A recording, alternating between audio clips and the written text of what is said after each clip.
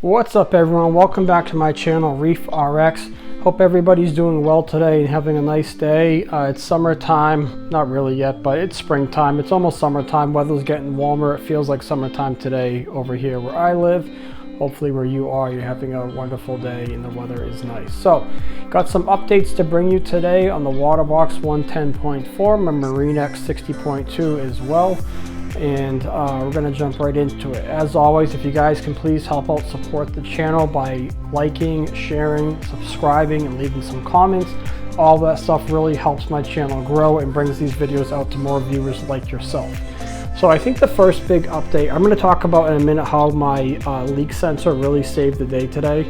And that's a really crazy story. So we'll get into that in a minute. But I first want to talk about really big change coming over here to Reef RX. So it sounds like we might be moving into a house in the next few months, finally buying a home, and so that's some exciting news. And in with that is moving these tanks. So this is a lot of work to move these tanks. So my plan to move these tanks is to set up a new tank or some sort of temporary holding container into the new house. And then what I'll do is I'll transfer everything over there. I'll have plenty of time to move if everything works out as planned, so I'm super excited about that. One of the biggest things I'm excited for also is having a basement sump and having all these tanks plumbed into one sump. That helps minimize maintenance. It can do water changes and everything from the basement. I know I don't do a lot of water changes now due to my living situation, but I think if I had a really nice setup mixing station to make life really easy, I would definitely do frequent water changes, and that would kind of help with some of the past issues I've had. So most recently with the tanks, I have had low nutrients, specifically with my newer tank. This tank that you're looking at, not so much. The nitrates have been pretty low, so I did dose some neonitrates from Brightwell Aquatics. Not sure if you guys have ever used that product before. If you have, let me know in the comments your thoughts. I've been dosing it really slowly, just a small amount. I do need to check nitrates again to see if there's been any increase. But since I have dosed that, I have noticed that some of the corals are looking a lot better and some more polyp extension, and I'm going to show you some of that right now. So if you take a look here at this coral, this is the, I believe it's called the Fire Digita or Digital Montipora. It's a type of branching Montipora stony coral, and you can see you know, some might say it looks red, some might say it looks orange, but you can see the polyp extension on this and the polyps moving with the wave, like the wave maker. It just looks really cool. Sorry that it's kind of dark right there in the front, so I don't really have good light there, but really just a nice coral. It's honestly one of my favorites. I know I say that about all my corals, they're all my favorite, because they are. But this one, it just kind of stands out. I like the way it branches, I like the color, I like the polyp extension. It's growing really well. You can see it has all the white tips on the end. That's because it continues to grow. So that, I think that one definitely looks really good, possibly better than it was before. Some of my others here, I have these euphyllias. Those are looking really good, especially the torches. They're extending quite a bit. There is a frog spawn in the front there. You can see one of the heads has died. I think it's a frog spawn. Kind of hard to tell because it shrunk up. It was getting stung by the Hollywood coral, Hollywood chalice I had in here. I've sold those, so those are no longer in the tank, but I think it was stung beyond the point of recovery, so I don't think there's much I can do about it at this point.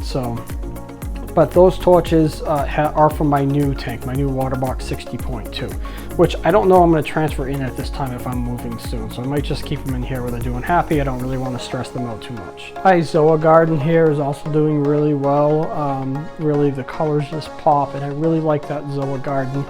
Nice sized colony, perfect for the corner of the tank, not attached to any rocks or anything else that will overgrow. So just a really nice piece. It's something just nice to look at and just adds a lot of color to the tank.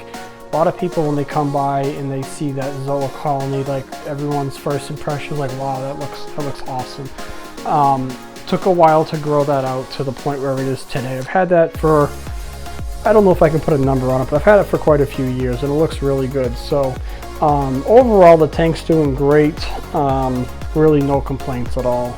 This leather coral here on the back left, I did frag out some massive pieces. You can't even tell, but I did recently frag out some big pieces of that to sell, and it just kind of filled right in.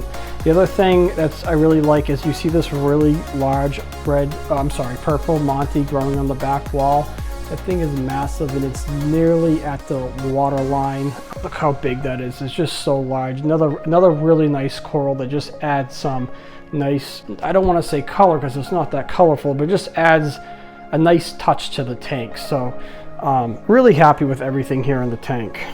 Here's more of a side view. You can kind of get a better look of everything.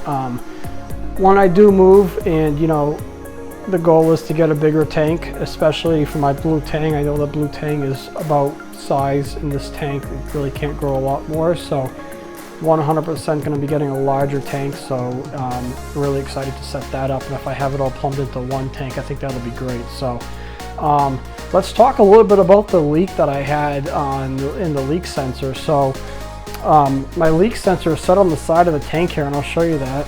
So this is where I keep my leak sensor, on the side of the tank there. I keep it on top of that paper towel, and I'm going to explain all that, and I'll also explain what all this white stuff is in the ground, because that all had to do with the leak. So I have a BRS Jumbo CO2 reactor hooked up there, and my leak sensor went off the other day. And the reason why I have it on paper towel is because if I got a tiny splash of water from the fish, or if I got some salt buildup, that would trigger it to go. So I put it on a paper towel, so the paper towel actually has to get wet to trip that sensor. So a couple days ago I got a leak alarm that I had a leak sensor, and I thought it was from my, well, I knew it was from my BRS Jumbo reactor, and there's a drain outlet on the bottom, so I thought maybe I hadn't screwed that in tight enough. I just hand tighten it. I don't really tighten it much. I just hand tighten it because I don't want to break anything. So I thought that wasn't screwed in enough. I cleaned up the mess, because sometimes the moisture from running the skimmer builds up in there and builds up some moisture and some water at the bottom. Completely normal. Cleaned it up, nothing out of the ordinary. And then yesterday I got another leak alarm, so I thought, well, maybe I still didn't tighten it enough. So I tightened it just a tad bit more. I'm like, all right, this is pretty good hand tight. And then this morning I woke up and I had about 10 notifications of another leak sensor. So I said, all right, something is not right. Cleaned it up again. And I'm like, okay, I'm going to monitor it and kind of watch it today. And then I got another leak alarm shortly after cleaning it up. So I'm like, okay, something is wrong. So I took the whole canister apart, and this is what I saw. All right, so here's my canister, and this is the outlet I was talking about. So when I took this apart, look at this crack. That thing's cracked all the way down to the bottom. That is wild. This is thick material, thick plastic material. I have no idea how the hell this would have cracked, because I can assure you I don't screw this in tight. This is always hand tightened when I put it into the canister or when I do this drain outlet. Always hand tightened. So couldn't believe my eyes. And this is expensive. This isn't cheap. If you guys own one of these, you know you probably spent $130 on this like I did. So I wasn't too happy. So what I did was I called Bulk Reef Supply and I asked them. I actually got through pretty quick. Normally if I do try to call them, I'm on hold forever. So I told them what happened. I said, look, got a leak sensor that kept going off. Long story short, my Jumbo CO2 scrubber had a crack in it. Massive. No idea how it happened, and I told them the same thing I told you. I hand tightened it, that's it. I said, what is the warranty on this? And they said, oh, it's 1 year. What's your order number? I can look it up. I said, don't even bother. I already know it's been purchased over a year ago. And at this point, I was really disappointed. I didn't express my frustration to the gentleman on the phone, but I was pretty disappointed, as probably any of you would be, because this isn't like a piece of equipment that we put inside our tank, like a power head that we eventually expect to possibly die. So he said, we do sell just the reactor itself without all the accessories, or the whatever you want to call it, and the housing that you'd screw it into. So I said, okay, perfect. What's the price on that? He said, let me go check my manager. I'll be right back.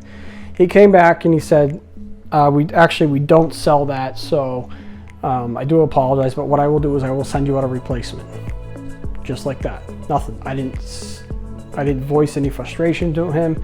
And he said, that's kind of bizarre how it just cracked. And I said, I agree with you. So got to give it to Bulk Reef Supply. Really good customer service, taking care of a product that they're standing behind. So super happy. So they shipped me out a new one. I already got the email that it shipped today, so that'll be in soon. So My skimmer's offline for a bit, at least or I should say the CO2 media is offline for a bit.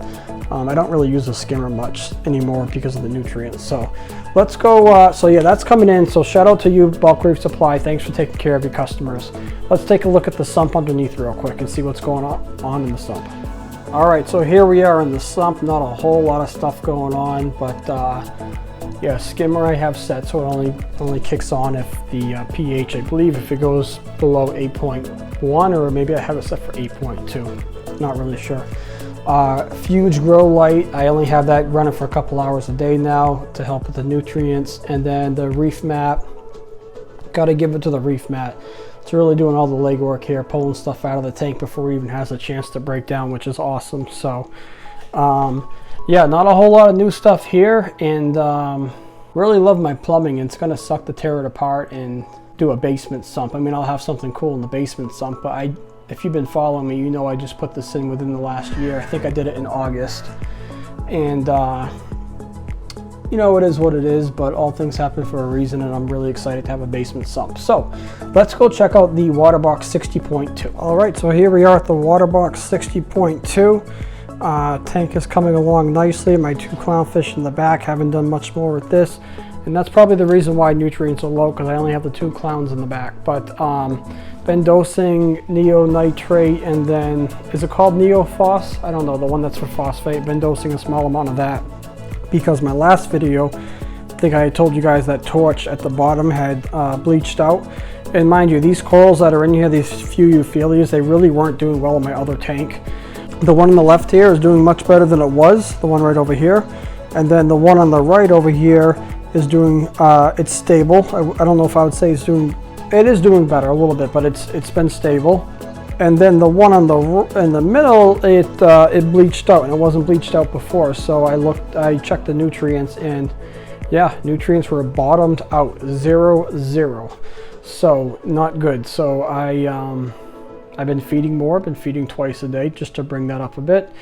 And I started dosing, like I said, some of the nitrates and phosphates to help bring that up a bit. So I've got to retest nutrients today. That's on my list of things to do, as well as many other things. So tank overall though is doing nice. No algae blooms or anything like that. It's been pretty stable besides the nutrients. I did finally hook up my doser. I'll show you that in just a second. But I got the doser hooked up on this because alkalinity was dropping. So got that going, and yeah, let me show you the doser and the controller board here. All right, so please excuse the mess. Kind of messy around here, but there is my controller board. I really like this thing. It's awesome. I got everything hooked up to it. It's really nice clean look. And then over here on the side, I have an extra energy bar as well as my doser hooked up. This feeds into the same dosing container that the Waterbox 110 feeds into. And if you guys didn't catch it on the last video, or if I didn't talk about it, I do have automatic mixtures here set up now.